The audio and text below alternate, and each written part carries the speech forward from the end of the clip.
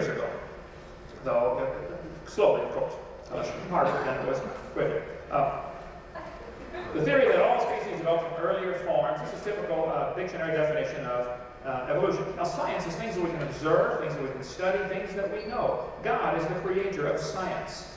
God gave us the ability to study and to observe and to know. And the eyeball is fascinating. I can't believe you brought that up, Dr. Bigliucci. Well, we can get into more than rebuttal, but I can't pass that one up. The retina in your eye is protected by blood vessels in front because we live in the air. UV light is not a good insulator for air. And the blood vessels are the body's last defense against ultraviolet light. Now, octopus live in the water, and water stops UV light. So they don't need the blood vessels in front, they need them behind so they can see better in low light conditions. Now, if you believe the octopus has a better eye, I will pay to have yours swapped with an octopus any time. I assure you, you will blind in a few days. You need the blood vessels in front. So science is things that we can observe, things that we can test or demonstrate. A theory is a speculative plan, a formulation of underlying principles of certain observed phenomena which has been observed to some degree. Principles of an art or science rather than its practice or a conjecture or a guess.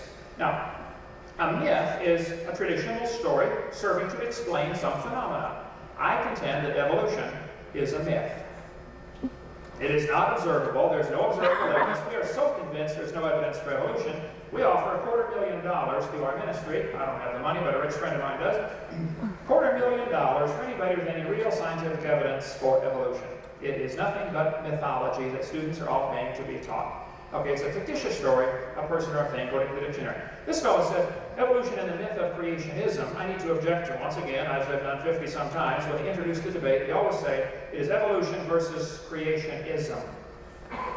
If anything isn't ism, it is evolutionism, not creationism. If you're going to call one an ism, they both should be isms, okay? So it's evolution versus creation, or evolutionism versus creation. Here's the problem with this title. They put the ism on creation, and it should be on evolution. Myth also applies to evolution, and the facts supporting evolution have all been disproven or misinterpreted. And I took furious notes on all the things he was giving us evidence for evolution, and if we had time to go point by point, we could refute all of those very easily. You may want to watch my 15-hour seminar where I do just that, videotape out there. Many evolutionists will not debate against creationists, and I really appreciate Dr. Bigliucci debating Dwayne Gish 4 times and me now for the 2nd time. I can tell you, it is very difficult to find an opponent. I would not want to defend the idea that we all came from a rock. I don't know why anybody would either, but some people, it is hard to find an opponent for this. They prefer to get in front of their students where they have the academic advantage and psychological advantage. They don't like to take on creationists, and they give all sorts of reasons for this. Dr. Eugenia Scott, I debated one time on the radio.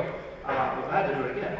She said, you should not debate creationists because they present a flood of points you don't have time to refute.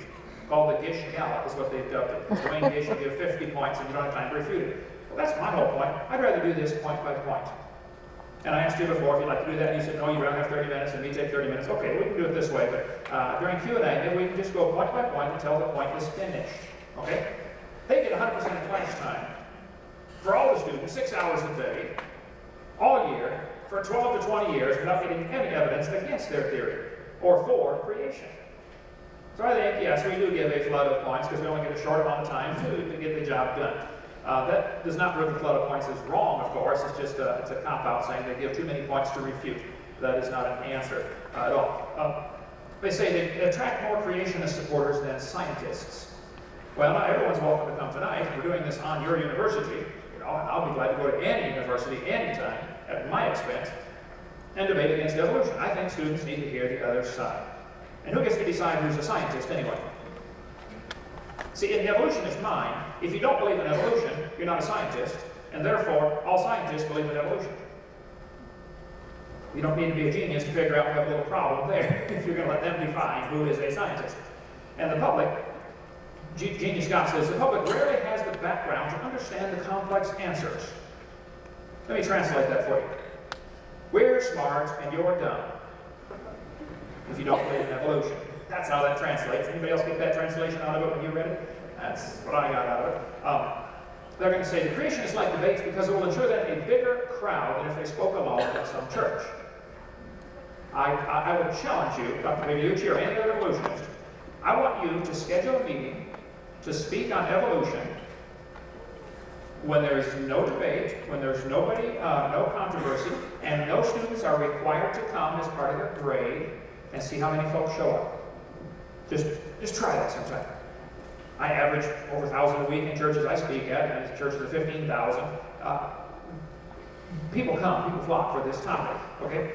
And nobody's forced to come to my seminars like they are at the university, where they have to go to some class, you know, to get the grade or something like that. So schedule a voluntary meeting and see how many folks come. I think you'll be surprised. Here's how science is supposed to work. You're supposed to observe the universe. You're supposed to create a hypothesis or a theory to explain what happened. You're supposed to present evidence.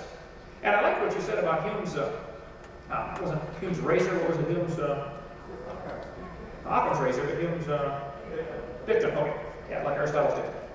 If you have an extraordinary point, you need to claim, you need to have some extraordinary evidence. And I think to claim that we all came from a rock 4.6 billion years ago is an extraordinary claim. And that would require some extraordinary evidence before I'm going to cheerfully volunteer to let my tax dollars pay to have that be taught to all the students in the school system. And if the theory cannot be or can be falsified, you should throw it out and go back and get a new one, new theory. If you cannot falsify it, possibly you have the right theory. And then you keep testing and testing, and somebody someday decides it is a law, like the law of gravity. That's how it's supposed to work. Okay, the creationists have a theory, and the evolutionists have a theory. They call theirs a theory. So let's subject it to the scientific method. What observations do we have to support the idea that any animal ever changed into another kind of animal? You showed some pictures up there of the whale, and I'd love to spend an hour getting into the evolution of the whale. And I'd like you to show real, honest pictures of what they actually found, not the reconstructed idea of what it might have looked like. And I think the average audience would be surprised at how little evidence there is. And plus, if you find a bone in the dirt, all you know is it died. You don't even know where it died. You just know where it ended up getting buried. That's all. That's all you know. And you sure don't know that it had any kids. And you don't know that, and you definitely don't know that it had different kids. And why do the evolutionists claim the bones in the dirt can do something the animals today cannot do? The bones in the dirt could produce different kinds of offspring, but the animals today cannot. I mean, if a bear is turning into a whale, those bears are still having babies. Let's see it happen again. Only let's watch it this time. And what mechanism has been observed to bring about these incredible changes that they talk about? And are there any other explanations for how these limited changes can happen? This textbook says the Colorado River has cut through layer upon layer of rock over millions of years. Now, hold on just a second. Let me explain something that every science student ought to learn in 3rd grade, okay? There are facts. It is a fact Grand Canyon exists. Then there are interpretations of that fact. The creationists have an interpretation, and the evolutionists have an interpretation. The creationist says it formed quickly by lots of water over a little bit of time. The evolutionist says it formed slowly by a little bit of water over lots of time. Now the fact is the canyon exists. Whose interpretation is right? That's not part of the fact. That's just the interpretation of the fact. It's a fact the Earth has many layers of sediment. No argument out of me. I've seen it. I've been to, let's see, 26 countries in all 50 states and 7 Canadian provinces, and I've seen lots of Grand Canyon, lots of canyons, climbed on 40 volcanoes. There's no question the Earth has lots of layers. How did they get there? Well, the creationist says these layers are from the flood of Noah.